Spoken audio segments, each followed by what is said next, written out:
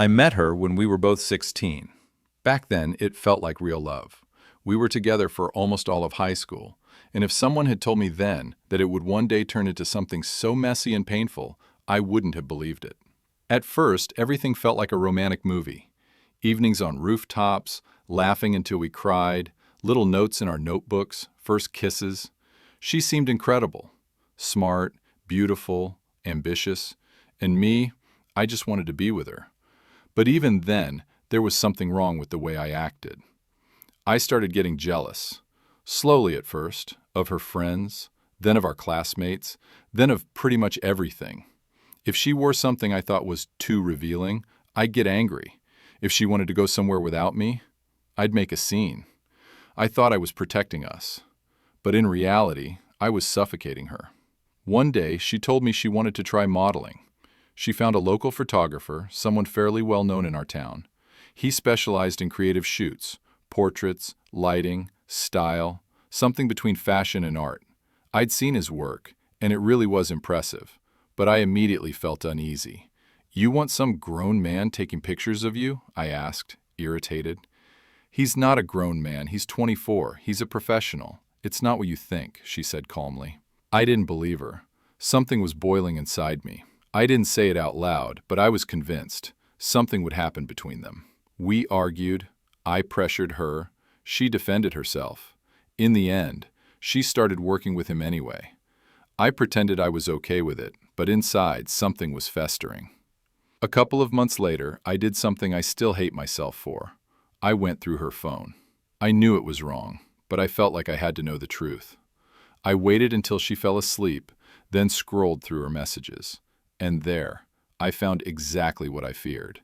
Messages, lots of them. They called each other baby, daddy, sent each other hearts. It was flirty, intimate. I remember sitting on the floor of her room in the dark, holding her phone. My heart was pounding. I felt physically sick. In the morning, I showed her the messages. She didn't deny it. She just said, "It doesn't mean anything. We're just messing around. You're overreacting." I wanted to leave, but I didn't. I stayed. I convinced myself it was true, that it was nothing, just jokes. Another few months went by. I tried to forget, to look the other way. But inside, the doubts were rotting me. And again, I checked her phone. This time, the messages had gotten deeper. There were confessions of love, long conversations, personal things she never shared with me. And again, I didn't leave. It was like I was living in some kind of delusion, where if I just closed my eyes, it would all go away. But the last straw came out of nowhere. We were on a date, eating pizza, laughing. Then she suddenly said, "Hey, can I see your phone?" "Sure," I said, "but you'll let me see yours too, right?" For a split second, something flickered in her eyes, panic.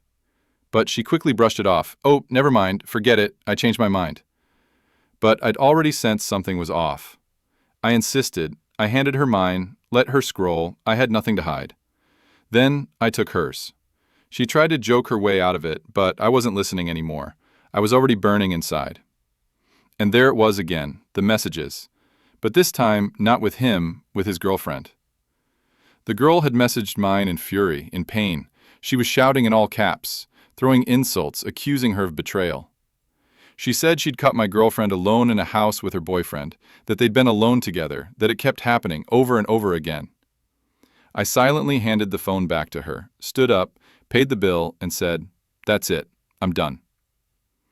A couple weeks later, they posted pictures together. Captions like, "True love always wins. What doesn't kill you makes you stronger," and all that. A few years had passed. I was in a completely different place in life. I had graduated, moved to a new city, found some peace. I had my own routines. I was reconnecting with my family, building healthy friendships, and, most importantly, I had started to understand myself better. I had matured, I knew it, and I felt it. And yet, one afternoon, while scrolling through Instagram, I saw something that pulled me right back into the past. A post from a mutual friend, a casual group photo. And there she was, my ex, the girl who had once shattered me. She looked different, new hairstyle, more serious, a little sad. I scrolled past quickly, but something lingered. That weird itch you get when you know a chapter isn't fully closed. A week later, that same mutual friend called me out of the blue.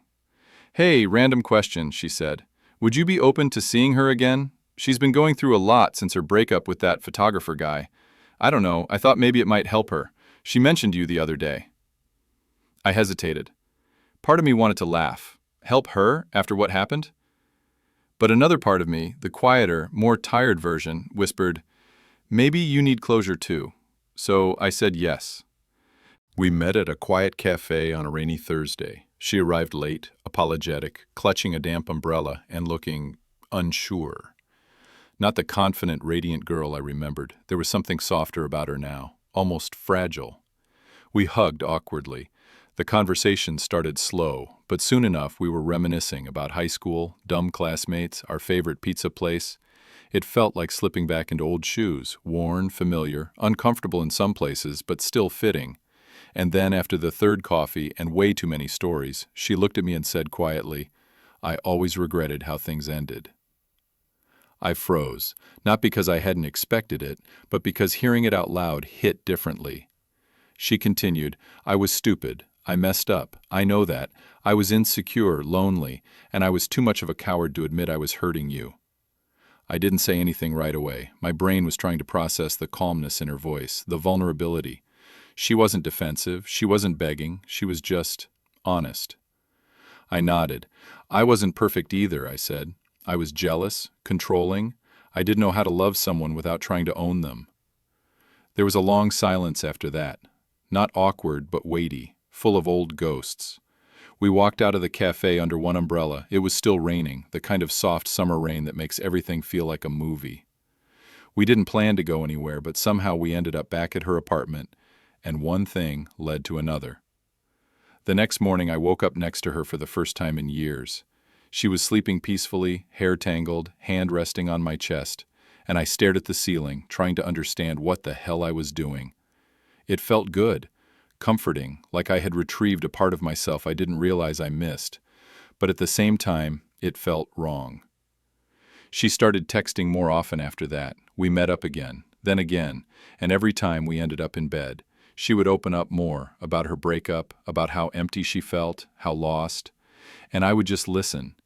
Sometimes I'd tell her stories from my life, but I always kept it surface level, because deep down I knew I wasn't in this for the same reason she was. Then came the question, "So, are we getting back together?"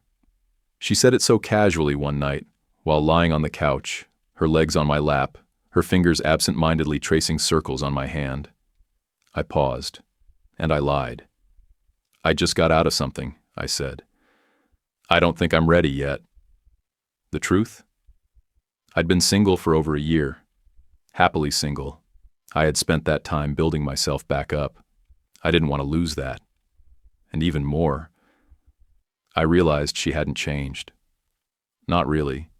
She was still looking for someone to fill a hole inside her, someone to tell her who she was, and I wasn't that guy anymore. But I didn't say that. Instead, I chose the easy way out, the coward's way. She smiled, a little disappointed but hopeful. "Okay, I understand. Just let me know when you're ready, okay?" "Yeah," I said. "Maybe soon." And so it began.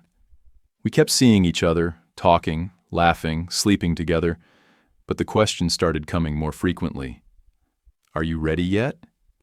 Do you think there's still a chance? When do you think you'll be ready?" It was like being stuck in a loop, like that kid in the back seat asking, "Are we there yet?" over and over again, until you want to slam the brakes and say, "No, and we're never going." I was frustrated, but more than that, I was ashamed, because every time I saw that hope in her eyes, I knew I was feeding it. I was stringing her along because I didn't have the guts to tell her the truth. And then one night, I snapped. I couldn't take it anymore. I was tired of pretending, tired of lying, tired of carrying guilt for something I never wanted in the first place. But instead of telling her the truth gently, I did something terrible. I looked her in the eyes and said, "You really think I'd ever get back with you?" After what you did? She froze. This was never about us getting back together. This was revenge. I wanted you to feel what I felt. I wanted you to think there was hope, and then pull it away, just like you did with me. She just stared at me. No words, no tears at first, just shock. Then the crying started, silent at first, then deeper, and I realized how badly I'd hurt her. But I didn't apologize. I just dropped her off at our mutual friend's house and drove home in silence. The next morning I woke up and felt like I had a hangover. Not the kind you get from drinking, but the kind that comes from doing something you know you can't take back. The words I said to her played on a loop in my mind. This was revenge. I wanted you to feel what I felt. At the time, I said it to hurt her, to shock her into silence. But the truth, it wasn't even accurate. There was no plan, no long-game revenge scheme. I wasn't clever, I was just cowardly.